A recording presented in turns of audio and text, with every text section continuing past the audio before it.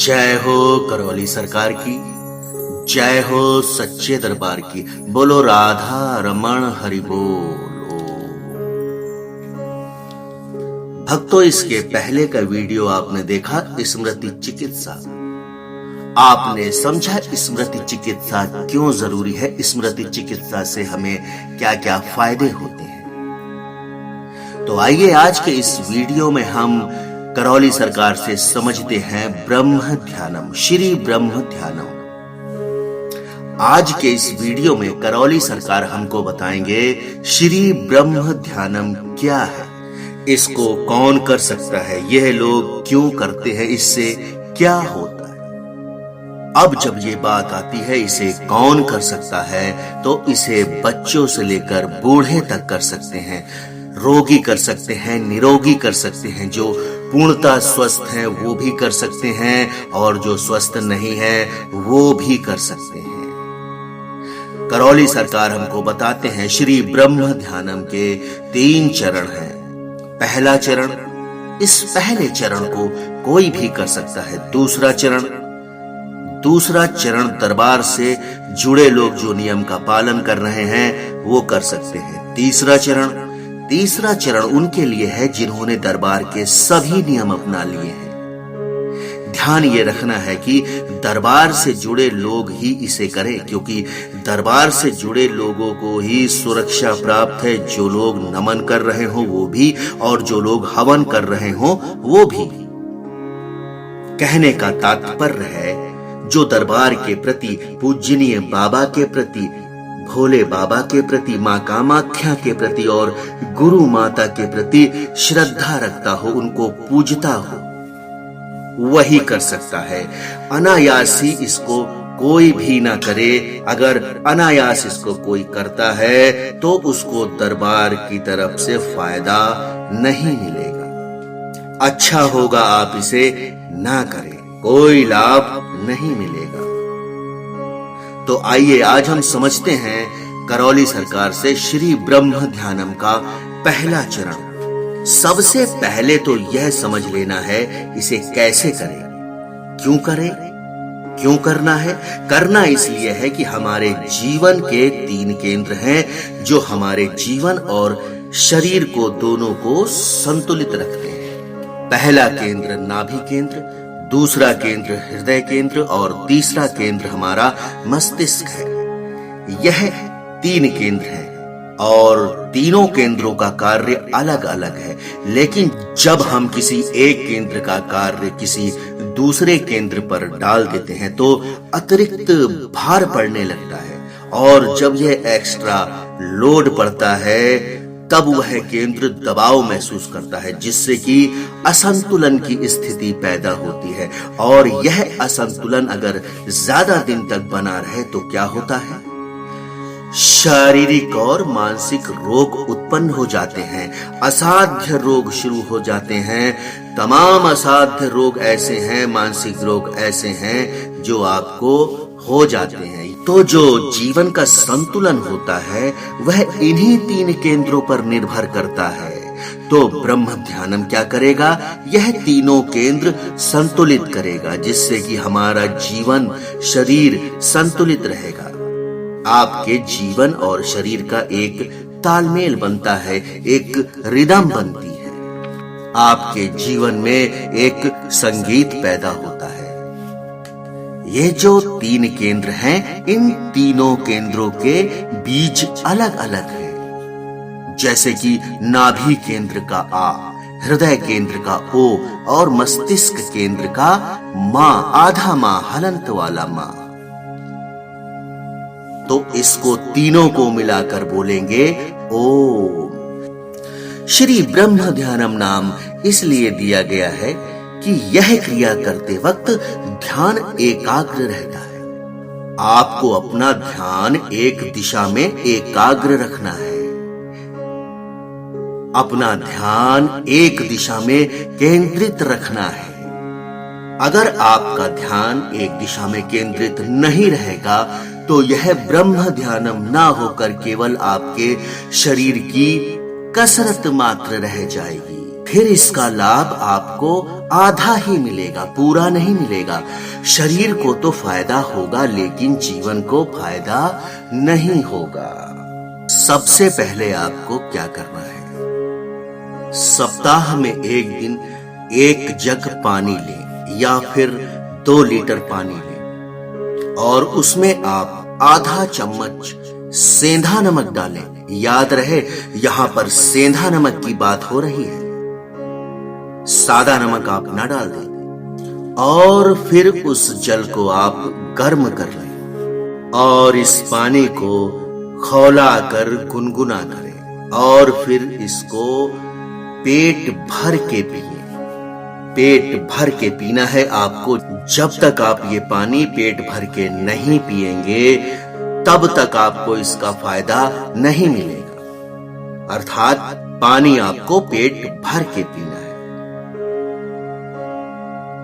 जब आपका पेट भर जाएगा पानी से तब आपको वॉमिटिंग होगी, उल्टी होगी।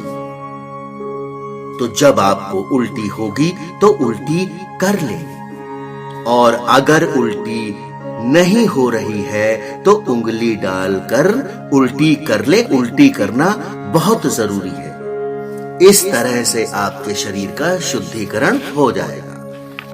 ध्यान रहे यह क्रिया इसलिए जरूरी है कि जो आपको लाभ मिलने जा रहा है उसका विस्तार हो, कई गुना लाभ आपको प्राप्त हो, शरीर को भी फायदा मिले और शरीर के अंदर की खराब चीज, गंदी चीज बाहर हो जाए। यह पानी पीने वाली क्रिया आपको हफ्ते में 1 दिन करनी है। यह जरूरी है। यह जो श्री ब्रह्म ध्यानम है इसको आप सुबह सुबह सूर्योदय के पहले करें तो बहुत ही अच्छा रहेगा, बहुत लाभ मिलेगा। अगर आपकी दिनचर्या ठीक नहीं है तो सूर्योदय के बाद भी कर सकते हैं, दिन में 2 बार भी कर सकते हैं। लेकिन याद रहे श्री ब्रह्म ध्यानम आपको खाली पेट करना है। सुबह तो आप खाली पेट कर लेंगे, लेकिन यदि आप शाम को करते हैं तो आपने कुछ भी खाया पिया ना हो। यदि खाया पिया हो तो आपको 4 घंटे हो गए हो, यानी कि खाने के ठीक 4 घंटे बाद करें। पानी पिया हो, जूस पिया हो, कोई बात नहीं, बस भोजन ना किया हो। अगर भोजन कर लिया हो तो फिर आपको 4 घंटे रुक कर ही करना है। और यदि आप श्री ब्रह्म ध्यानम शुरू करेंगे तो आपकी दिनचर्या स्वतः ही ठीक हो जाएगी और आप स्वयं जल्दी उठने लगेंगे और फिर धीरे धीरे आपको सूर्योदय से पहले जगने की आदत पड़ जाएगी और श्री ब्रह्म ध्यानम आप सूर्योदय के पहले करने लगेंगे। अब देखिए इसे करना कैसे। सबसे पहले तो ओम का उच्चारण करना है 3 भागों में, आ, उ और मा, आधा मा। जब हम आ का उच्चारण करेंगे तो हमारे नाभि केंद्र में कंपन होगा और जब हम उ का उच्चारण करेंगे तो हृदय केंद्र में कंपन होगा और जब हम मा का उच्चारण करेंगे तो मस्तिष्क केंद्र का कंपन होगा, मस्तिष्क केंद्र में कंपन होगा। तो सबसे पहले आप शुद्ध आसन में बैठ जाएं। शुद्ध आसन में बैठने का मतलब है जिस तरह आपको बैठने में आराम मिले, आप रिलैक्स महसूस करें। आप पालथी लगाकर भी बैठ सकते हैं, ब्रजासन में भी बैठ सकते हैं, सिद्धासन में भी बैठ सकते हैं। जिससे आपको आराम मिले आप उसी आसन में बैठ जाएं। पहले चरण में आप सामान्य रूप से बैठ सकते हैं। हाँ, दूसरे तीसरे चरण में आसन बदलेंगे, लेकिन प्रथम चरण में आप कैसे भी बैठ सकते हैं। शुद्ध आसन का मतलब है कि जैसे चाहें, आपको जैसे आराम मिले आप वैसे बैठ जाएं। लेकिन ध्यान रहे कि रीढ़ की हड्डी आपकी बिल्कुल सीधी होनी चाहिए और गर्दन सामने की तरफ होनी चाहिए, नीचे नहीं होनी चाहिए।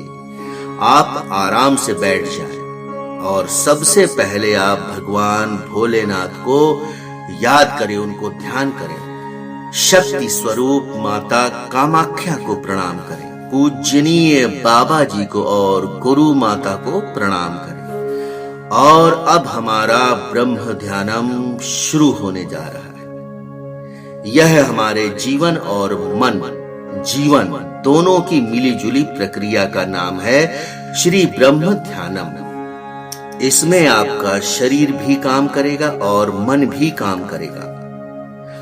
आंख बंद, दोनों हथेलियां आसमान की तरफ, मुट्ठी बंधी रहेगी। आंख बंद, दोनों मुट्ठियां ऊपर और झटके से हाथ नीचे लाएंगे। ऐसा 3 बार करना है। ध्यान नाभि पर कपाल भाती की तरह, जैसा कि कपाल भाती में थोड़ा जोर लगता है। बिल्कुल ठीक उतनी ही एनर्जी के साथ ठीक 3 बार करना है। ध्यान आपका नाभि पर रहना चाहिए और कपाल भाती में आपको मालूम है कि श्वास बाहर की तरफ फेंकी जाती है, अंदर खींची नहीं जाती। तो कपाल भाती में केवल गंदगी को बाहर फेंकना है। इसके बाद ध्यान हृदय पर, वही करेंगे। कपाल भाती 3 बार, हाथ को नीचे करेंगे। ऐसा आप 3 बार करेंगे। अब आपका ध्यान आपके मस्तिष्क पर, आपके कपाल पर और कपाल भाती करेंगे। हाथ को 3 बार नीचे खींचेंगे। ऐसा आप 3 बार करेंगे। हाँ, आपकी मुट्ठी जाते समय बंधी रहेगी, लेकिन नीचे आते समय मुट्ठी खुलेगी। इसके बाद ज्ञान मुद्रा पर आपको बैठना है। अंगूठा और दोनों उंगलियों को मिला लेना है। अब आपको सीधे बैठना है और आपका ध्यान पूरा नाभि पर।